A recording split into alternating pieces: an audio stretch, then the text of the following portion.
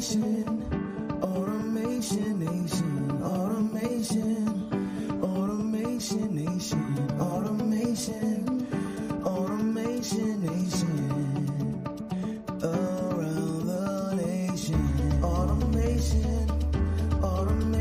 Nation, Automation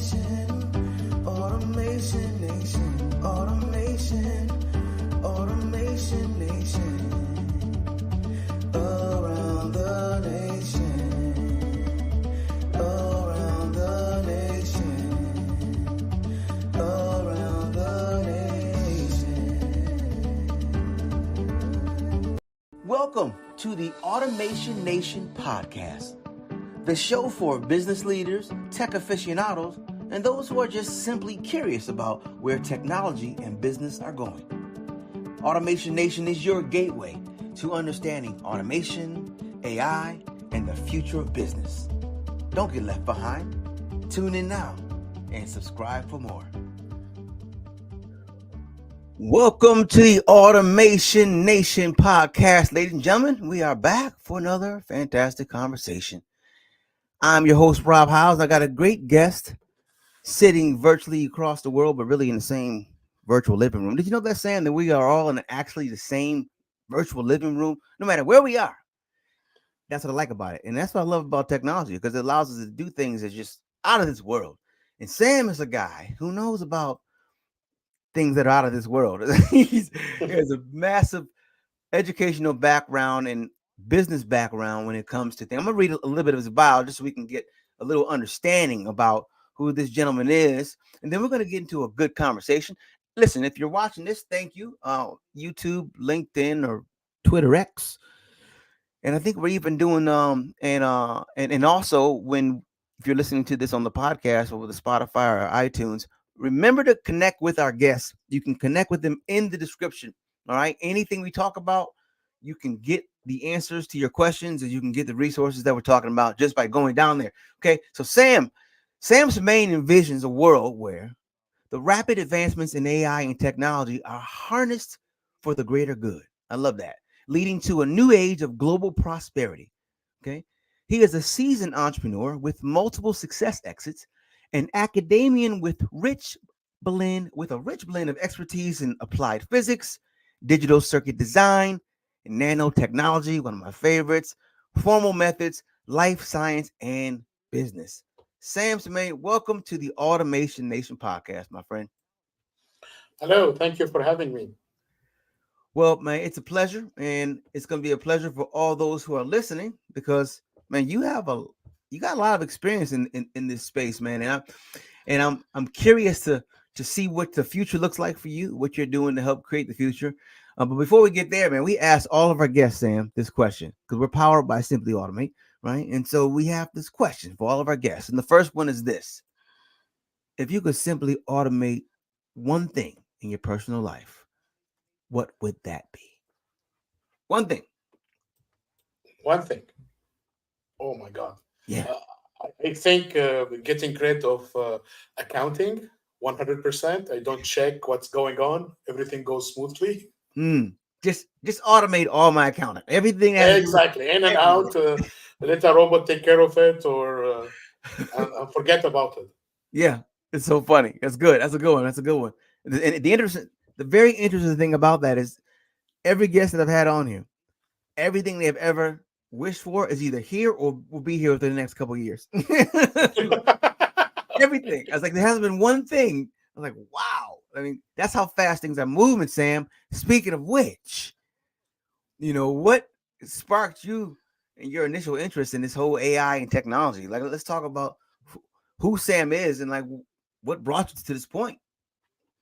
Okay, I can talk for a long time, so I will try to I know, man. So make it 2 minutes or less if you can. Of course, I was, of course, like a lot of our listeners, raised in a time when we have science fiction, interesting Star Trek, Star Wars, Dune, my favorite. Let's call it novel of all time. And then when I grew up a little bit, I liked science. I wanted to contribute and more to contribute to this automatic theorem proving when I was in my doing my PhD, and how we can apply it in verifying real system like microprocessors. So the curiosity comes from science fiction to real world application to having a job in academia in the beginning to where I contributed to science, published papers, contributed with a lot of great minds, had the opportunity to work with the great people. And then from that, as anyone else, I wanted to gain my life. So I went to business and created several company, always related to science, either in lab business or software, and exited them. That means I sold my shares and started another business and go on. And finally, more recently, I said I need to do something else in my life, different from money and academia. And here I thought about writing a book for everyone, not for people like me who are in the academia, and not for people who are specialized, but for everyone who can understand where are we going with this new technologies, AI, generative AI. And I called the book The Singularity of Hope because I'm concentrating on the positive side and I'm putting the technology in its place without hype or exaggeration. Yeah, that's good. That's good. There is a lot of hype and there is a lot of exaggeration. And creating something that can be somewhat layman's terms for people to understand. That's going to be easier for them to digest and do something with. I like that. We're going to get into the book too, The Singularity of Hope, because I think there's something special there. Let's talk about your company. You're the founder of Theosym. Let's talk about what Theosym does and how are you using your passion with your expertise in this particular company. Yes, of course. So theosym, the word theosym comes from the combination of theorem and symbolic, theosym. And it's somehow an homage for my university years when I was doing automatic theorem proving and symbolic simulation. But it's not related to both of them. It's the name of the company.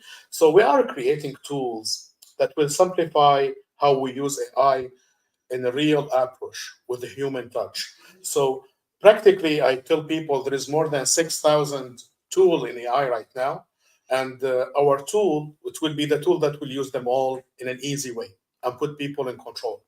So it's based on an approach we call it HAYA, human AI augmentation, and Mm, this tool it will mm, be powering up everyone in the company and giving the control for humans. So it's a responsible AI platform where everything is verified, approved by human, and you are using AI as employee, not employee. That means they are part of powering your employee in the company, not replacing them, because we are not there. Not because we want to do good, but we want to do good and real. We don't want to do hype. So we are now at the time when we can empowering people to become super intelligent human. And this tool that we are investing heavily in bringing it to the market soon, it's based on human augmentation, human responsibility. mm, So instead of saying, for example, this song is done by AI, which is not true. There is a human using AI tool to do the mm-hmm, song. mm-hmm, So in this tool, you will know who is the human using the AI because he will approve everything. It will not be just, hey, it's done by AI. mm. Interesting. Well, what would you say the biggest problem you're solving is? And honestly, it's how you get the best of AI and automation, or what we call AI agent, Mm-hmm, and at the same time, harnessing the superpower of humans, like mm, intuition, gut feeling, yeah. using our ability quickly with the machine. So the most difficult part is how you build it in a harmonized way when people can use it easily. You don't want them to stare at the screen or to do, I don't know, 3 months of training to use this tool. So this is the most important part: is make it intuitive and make people use their intuition at the same time. And our businesses benefiting from this? Can they? Right now, we have a because I was in the past several times in lab business, so I'm partnering with two labs who are using the tool in their everyday business, and they are amazed. And what are the outcomes for them? Let's talk about some of the things, some of the wins for them. It's essentially getting rid of a lot of routine. Okay. In pharma, there is the concept of GMP, good manufacturing practice, and Mm. sometimes people joke about it, call it the great mass of paper. So with this tool, you can use generative AI to summarize document for you, to go hand in hand with people in the lab, to write, let's call it powerful report out of the data quickly and in the same time with traceability without throwing the responsibility on each other or on the machine. Okay, so if there is a mistake, you know who is responsible about it, and the machine is helping you producing powerful report in a very timely manner. So practically what a report that they used to produce in 3 weeks, they can do it now in 2 days. Mm. Look at that. 3 weeks, 2 days. That is incredible. And we can go faster. It's just the beginning because Th- it's like a loop using this tool. It's like addictive because once you started, you improve the quality of your reports, but Right. then both we are learning. Like the Right. machine is learning from the quality of your report, and this is Mm-hmm. great. But the human also are gathering wisdom how to use AI in Yep. a smart way. Yep. I love that. I like to say HI and AI create EI, human intelligence, artificial intelligence create enhanced intelligence. But it has to be that way. It has to be working together. And if we do it this way, if we continue to work together, then we won't have to be so worried about this gloom and doom. A lot of folks think the robots are going to take over. It won't be the robots taking over. It'll be the integration of the humans with the robots. And I know this is what you talk about a lot. But yeah. But first, I need to because we are talking to people who never read the book. First, I put the robots or the AI in its place. I call it a giant spell checker. I tell when people start using spell checkers, nobody got scared that it will take over the world, right? But now that this spell checker is bigger and bigger and bigger, and it can, instead of correcting one sentence, can give you pages of suggested information, people got scared. But by the way, it's the same technology. Yes, it's generation 3 or 4. Yes, it's impressive, but it's still the same technology. So robot will not take over the world. The only thing, it will make the world better. And here I'm talking about real robot that we have right now. I'm not talking Mm-hmm. about science fiction that imagined robot in a very different way for different reasons. Mm-hmm. I'm talking about generative AI that we have today. Mm-hmm. Yeah, done the right way, it's man. Oh my goodness, it's incredible what the future looks like. I mean, from we can get into that, the nanotechnology and just what we can do for the human body, just for our ecosystem, for everything. It's just if we lock in and work through that vessel called love, then things will work out for us for sure. Very interesting, man. So let's talk about this. Let's talk about your book. I want to go talk about automation and how businesses are benefiting, but I want to let's work backwards from your book and let's talk about, because I think there's a lot within inside this book as well that will answer a lot of questions.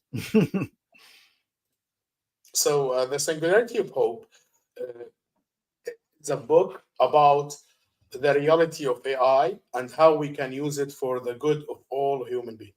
So, I start the book by a chapter called The Mind and the Machine, where I describe the differences today of what I can do and what a human can do. And I give, of course, a lot of merit to our superpower like intuition and also empathy, love, how we learn by love. I tell people, hey, a baby start learning from his parents because he loves his parents, but also because the parents give him love. So it's a love based learning. This is the magic of human intelligence. And going forward, when we grow up, if we love something, we learn it quickly. If we don't, however time we spend, we'll never learn it. So this is how we learn. We learn by love. And now that we have this generative AI that's practically a machine that has data put inside that something complex, we call it transformers, but still a data structure, and you have an algorithm that give you uh, answer to your request, casting what I call it an illusion of intelligence. But practically, it's still a software, still written by human who are very smart, who want to give us the illusion, hey, we solved AGI. No, you didn't. You just improved the data structure to the way that is like tricking us in believing it's smart and it's alive. It's not. It's purely a software based on a data structure called transformers. And because you call it learning algorithm, that doesn't mean it's how human learns. No, not at all. So human learns more in a faster way with much reduced amount of data. And it's impressive because if you love something, oh my God, you learn it quickly with three, four examples.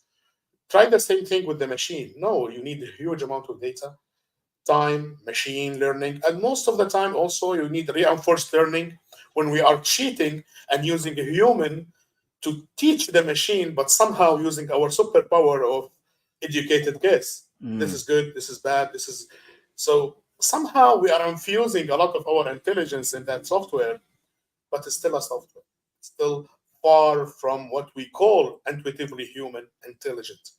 Mm. But it's useful. I'm not trying here to say there is no revolution coming. In the book, this is what I'm saying. Mm-hmm. Even with this reduced ability, we can do complex things and automation. And Mm. robots are coming.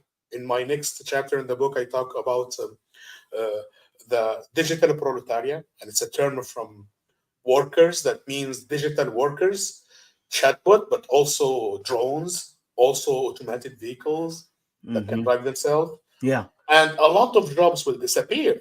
It's Yeah. scary, but a Mm. lot of other jobs will be created. That's it. So it's a major shift in society, Major and I shift. say it's time to take back our humanity. So Mm. the problem is not that machine is becoming human-like. The problem, we have been training a human to act like machine in the last 50 years. Mm-hmm. And suddenly now we have a chance to take back our humanity, to create job based on empathy and love and human relationship, and give the machine the routine and the ugly things. Mm. So you don't need practically. I talk about it a lot of times. You don't need to put the human in danger. If you can create a robot that do the dangerous things, like I don't know, going into dangerous area, toxic places, Yeah. or even going deep into mines and replacing the hazardous, let's call it, impact that we have on human, great. But Mm-hmm. let the human do other things where we have jobs based on empathy and contact with each other. Right. Exactly. Using those human emotions and attributes that really matter, that bring us fulfillment in our life and well-being, those type of things. That's what you're talking about. And you're right. We did start off, we started off, what was it, in 1800s, we 1900s, called 1900 or late 1800s, when we started automation on the assembly lines, and people Yes, started. industrial revolution. It's like the beginning. Like, it was cool then though, because it was a new thing. We find new ways to make money, and we began to evolve. But now it's the point, like you were saying, now we need to find a way how we use the machines for the benefit of us, not let the machines use us. And then secondly, I like the point you made is that yes, there's going to be a lot of jobs that are left and gone. It's been happening since the beginning of ages. I mean, agricultural age, then you had the industrial age, you had the information age, now you're in the digital transformation age. And more jobs are going to leave, but more opportunities are coming and are Exactly. arising. And I love the third thing. You're talking about love and empathy. These are the human superpowers. A child cannot even live without love. It's something very important about love. People, a lot of people don't want to get mushy, and sometimes real tough guys sometimes run away from the word love. But without love, you don't have anything that works. Your relationship won't work. Your business won't work. You won't work. Exactly. And you know something amazing? Nobody really is trying to crack this algorithm of love. They are Yeah. working a lot of data structure and machine learning. I never heard of love learning, or Yeah. how people really compute love. We don't know how to do it, and I don't know it's impossible to do.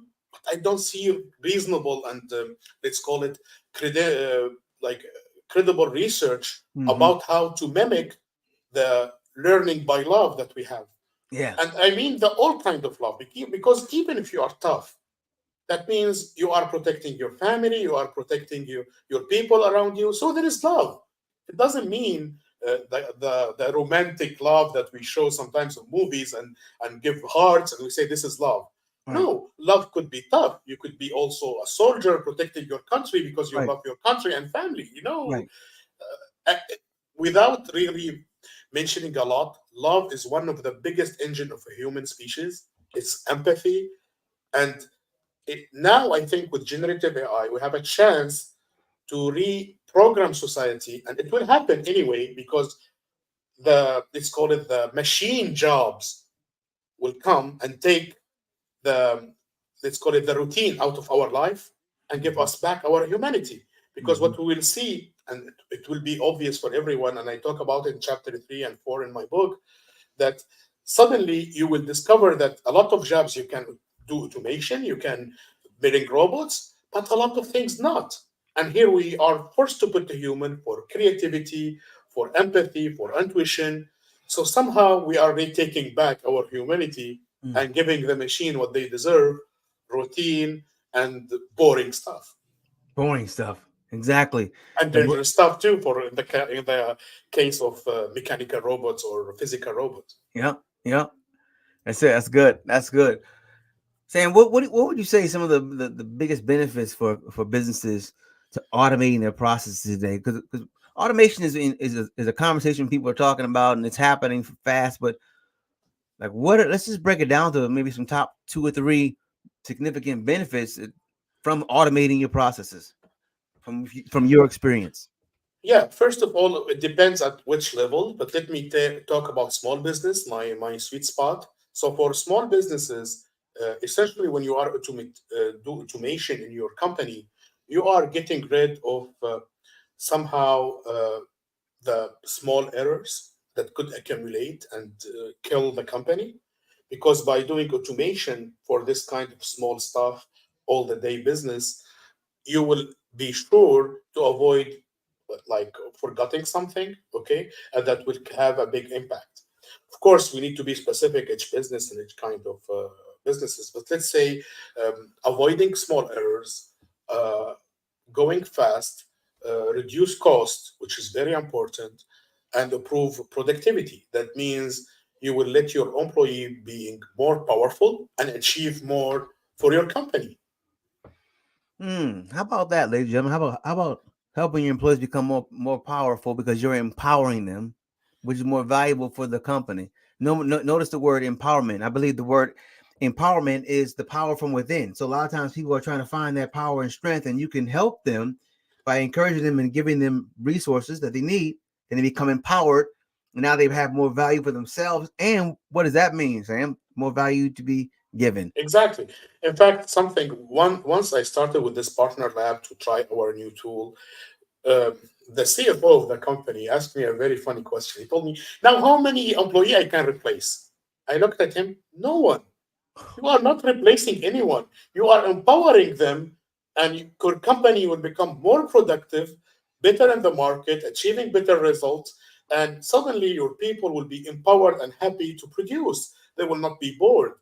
So it's not about replacing people. It's, as you said, it's empowering them within, and Mhm. finally everybody will be happy because someone who is happy to work and has no routine in his life, only amazing things and amazing achievement, because suddenly we have a lot of generative AI agent doing a lot of boring things that he used to do, who would be Mhm. more happy.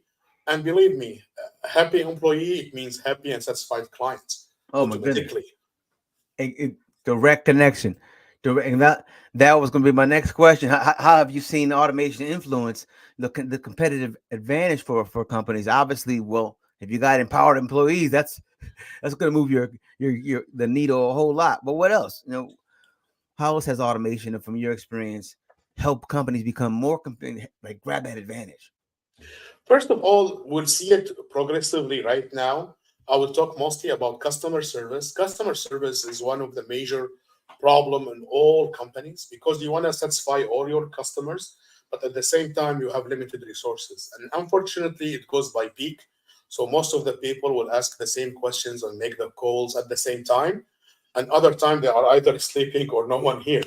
So by adding generative AI, you can have an AI agent in the peak time, taking a lot of the obvious and small questions.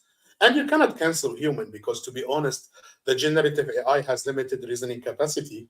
But at least instead of having 100% to do customer service, and most of them are bored and not good, you will have 10 people, and the board stuff will be handled by chatbot, or even the upcoming vague, it will be a talking ChatGPT like agent that will take most of things.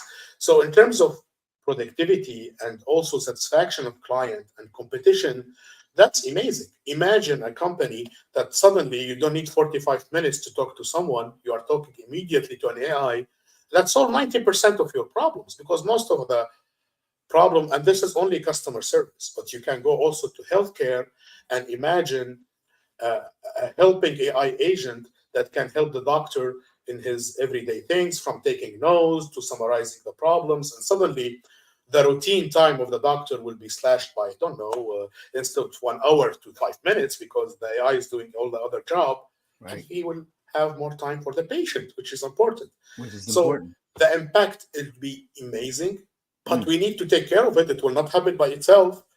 So I will tell all small businesses and big businesses, go ahead, embrace the technology quickly. It will pay off for you in terms of money and productivity very quickly. And the problem will be with people who will be afraid of it because they will be behind. They will not be mm, competing fairly with people who has AI. yeah, it's not gonna be fair at all. You can have 5 employees. It can be two.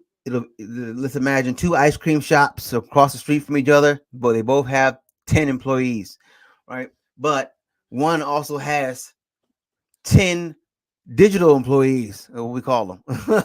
Yes. Those and each of those digital employees work like 10 humans, nonstop around the clock. Now they don't have the intelligence that a human has, the empathetic intelligence, but in regards to routine intelligence, oh yeah, it can do And, routines. and it's important, yes, the pattern matching and routine intelligence, and let's call it, I like to call it algorithmic intelligence that we give to the machine, is Yeah. very useful. But if there is no human behind, I'm sorry, it's just a spam, cannot do anything. Mm, that's it.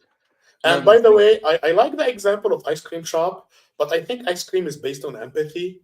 So if you go to buy ice cream, if you don't have a smiling face, a human, you will not buy it from a machine. That's There is a good. lot of jobs like this. I don't Yeah. know, like even education. I think, and I put it in my book, there is a lot of way to improve education using AI, but not replacing the teacher. The kids need love, need empathy to learn. Yeah. So still, I describe it more in detail in my book, how we Oh, can use it at two level for the teachers and for the oh students. man, Sam, But that's at the good. same time, we need the teachers. We need to empower them with AI, not replace them with a robot. Yeah. Human will not be learning from a robot at all, even if it's fake smile, because I don't know, the empathy we feel toward each other Yep. is maybe telepathic. I don't know. We have Yeah. something here Yeah. behind words and appearances. Oh my goodness, you're right, man. You're right. And yeah, in regards to the teachers, now we need them. We need them. We also need to give them something better than education built in the 1800s. Okay, we need to come out of Andrew Carnegie's educational system. Okay, and then yeah, you're right, and then apply that to the educational process, man. Help our kids learn at the highest level. Can you imagine like the difference between now and then in regards to how much we can learning the right things and the way that it can be facilitated? It's just incredible, man. The future is so bright for those who know where they're going. But see, if you don't know where you're going, any road will get you there, Sam. Exactly. And for teachers, for example, and the education, I want them to embrace AI. I don't want them to consider it cheating. Right. Improve your way of teaching people. Now that everyone has ChatGPT Yeah. to write for them pages, don't ask them to write essay. Ask them to do critical thinking, to compose information, not to go and, hey, write essay about, I don't know, flags. Really? Yeah. At this Yeah. age, we don't need it. Okay? And don't assume, hey, what if the technology disappeared? If the technology disappeared, what? We are going to caves again? Right. So what's worth education? No, don't assume that. Assume it will be improving. Be positive. Love Don't it. consider it cheating. And yes, you need to improve the way and the assignment are giving to kids and even to higher education. So you Yeah. need improvement. We need to embrace the technology, and we know it's here to stay Heck and yeah. maybe improve much more. Oh yeah. So don't consider it cheating. Right. Improve your assignment. I love it. I love it, man. You can't. Yeah. Don't consider it cheating. We're evolving. Remember, we used to count with our fingers, and then this thing called a calculator came around. Hello. Exactly. So, Sam, we're coming in for a landing, man. Let's give us your best piece of business advice and your favorite quote. Oh my God, that's difficult. You took me off guard. So, so in terms of business advice, I advise everyone to embrace technology, to use it immediately. Don't to be shy about it. Don't say it's not for me. There is a level of technology for everyone, from the smallest business to the biggest one, from a basic AI agent to take reservation for a small restaurant to a complex system that will help you in customer service for big companies. So the advice: embrace the technology, embrace AI. AI is not here to replace us. But of course, if you don't use AI, you may be replaced by a company that is using AI. And in terms of code, I don't know, maybe, I don't know, you took me off guard. There is a lot of things that I like. Mm, I will quote let's call it idol, Elon Musk, when he said, "Quote me for this: AI is more dangerous than nuclear weapon." Nice, man. That's good. That's a good one. That's a good one. Look at Reem. The best. Yeah, that's good. No one can be replaced. AI is an empowerment to all of us and an extension of our intelligence. You said it. That's it. And that's what I want folks to understand. And I want you to leave this episode with, as Sam was saying, embrace technology. Don't run from it. Listen, it's like a wave. Okay, it's here. If you run, it's going to just wipe you out. Okay, but if you embrace it, you can get your surfboard and get on top of it. Okay, which part do you want to be a part of? Exactly. Sam can help lead you that direction. He has a book. Where can they find your book, Sam? Right now, it's on sale on Amazon, and soon it will be in all places. Hopefully, we are making a deal to sell it everywhere in terms of shops and airport outlet and all those kind of places. Right now, it's on Amazon, so you can go and order it there. The On Amazon, Singularity of Hope. Singularity of Hope, and go grab that. Connect with Sam. And what's the best way people can get in contact with you? Of course, we'll have your information in the description, as I said earlier. Just check down Uh, in the comments. Yeah, Sam, what's the best way for them to connect with of you? course, you can go to my website, samman.com, but also you can go Just to simply curious about. Theosem webpage. Say that one more time. We had a technical tornado come in. Say that again. Yes, samman.com. And you can go and follow me on my YouTube channel, Theosem. There it is. There it is. Sam, thank you for being on the Automation Nation show, and I really appreciate you. Thank you. Thank you for having me. Thank you, everyone. And remember, ladies and gentlemen, you don't know what you don't know. So get around someone who knows more than you. And guess what? You just might know something. Until next time.